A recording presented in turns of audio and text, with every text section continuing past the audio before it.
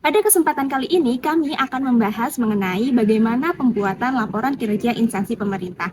Nah, sebelum kita mempelajari pembuatan lakip, izinkan kami memperkenalkan diri terlebih dahulu. Hai, saya Ayunia Hasanah. Halo, saya Dinda Tisnati. Hai, saya Lutfia Fitriani. Halo, saya Iza Ayu. Dinas Ketenagakerjaan Kota Bandung merupakan salah satu instansi pemerintahan yang bertanggung jawab dalam mengelola urusan ketenagakerjaan di wilayah Kota Bandung.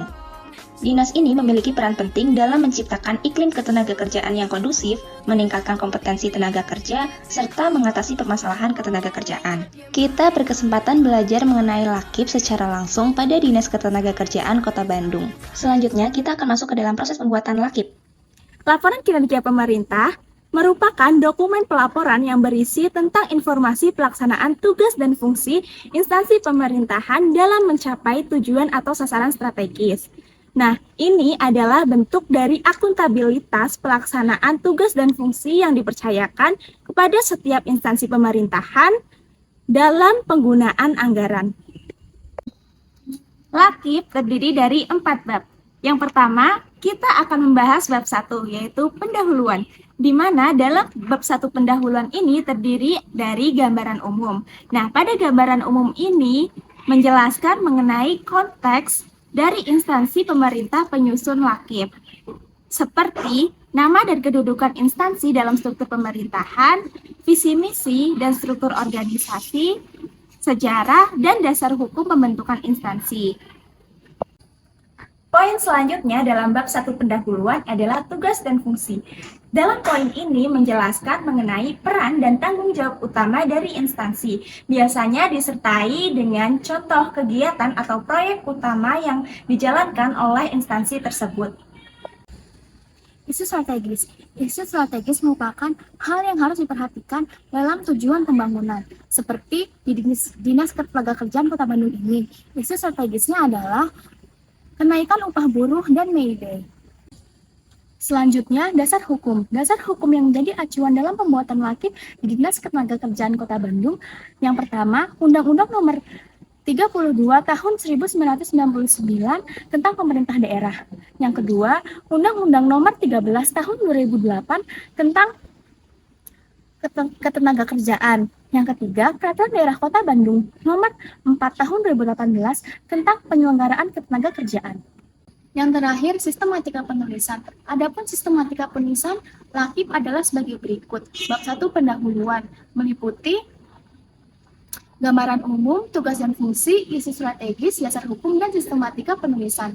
Bab 2 perencanaan kinerja meliputi perencanaan kinerja sebelum dan sesudah pelaporan, IKU, dan pencapaian kinerja. Bab 3 akuntabilitas kinerja meliputi capaian UKU, pengukuran, evaluasi dan analisis kerja, serta akuntabilitas kinerja. Bab 4 penutup meliputi kesimpulan dan rekomendasi. Selanjutnya kita akan membahas bab 2, yaitu perencanaan kinerja. Bab ini menjadi penting karena menjadi dasar bagi kinerja pemerintah untuk diukur dan dinilai. Untuk komponen pertama yaitu perencanaan strategis, yaitu di sini proses pemerintah untuk menetapkan visi, misi, dan tujuan jangka panjang.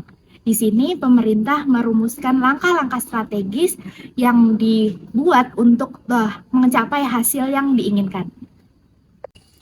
Komponen yang kedua adalah indikator kinerja utama atau IKU. IKU ini adalah alat ukur yang digunakan untuk menilai apakah tujuan dalam perencanaan strategi sudah tercapai atau belum. IKU ini juga membantu kita untuk menilai pemerintah apakah sudah menjalankan programnya secara efektif atau belum. Komponen yang terakhir adalah perjanjian kinerja. Perjanjian kinerja adalah kontrak antara atasan dan bawahan mengenai target kinerja yang ingin dicapai dalam jangka waktu tertentu. Perjanjian ini akan membuktikan bahwa semua orang akan bertanggung jawab dan melaksanakan tujuan yang sama. Perjanjian ini juga akan memberikan transparansi dan akuntabilitas dalam pelaksanaan tugas. Berikut adalah isi-isi dari bab 2 dari laporan akuntabilitas kinerja instansi pemerintah. Selanjutnya, kita akan membahas bab 3 yang akan disampaikan oleh teman saya. Nah, selanjutnya kita masuk kepada pembahasan bab 3. Di dalam bab 3 tersebut ada beberapa proses pembuatan yang dilakukan dalam pembuatan laporan kinerja instansi pemerintah. Nah, pada bab 3 ini biasanya berisi tentang yang pertama indikator capaian kinerja utama atau biasa yang kita sebut dengan IKU. Nah, selanjutnya pada bab 3 ini juga berisi tentang pengukuran, evaluasi, capaian indikator kinerja, serta akuntabilitas keuangan. Nah, biasanya di dalam akuntabilitas keuangan tersebut berisi tentang proses-proses dari pengeluaran keuangan, pemasukan keuangan tentang kinerja pemerintahan. Nah, biasanya di dalam hal tersebut juga tentang keuangan lebih transparansi atau bisa dipublikasi agar bisa diperlihatkan oleh masyarakat atau kepada pegawai lainnya.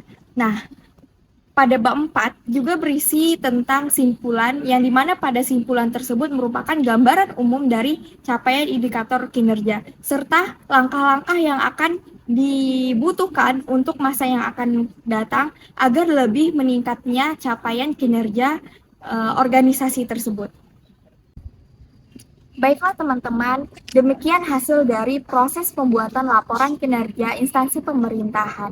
Nah, di mana saya dan teman-teman telah mendeskripsikan apa saja proses atau isi yang akan dibuat dari laporan kinerja instansi pemerintahan. Sebagai contohnya, kami telah mengambil contoh dari laporan kinerja instansi pemerintahan yang ada di Dinas Tenaga Kerja Kota Bandung. Nah, teman-teman yang ingin mengetahui lebih lanjut isinya, rincinya itu seperti apa, detailnya seperti apa, teman-teman dapat mengakses link di bawah ini.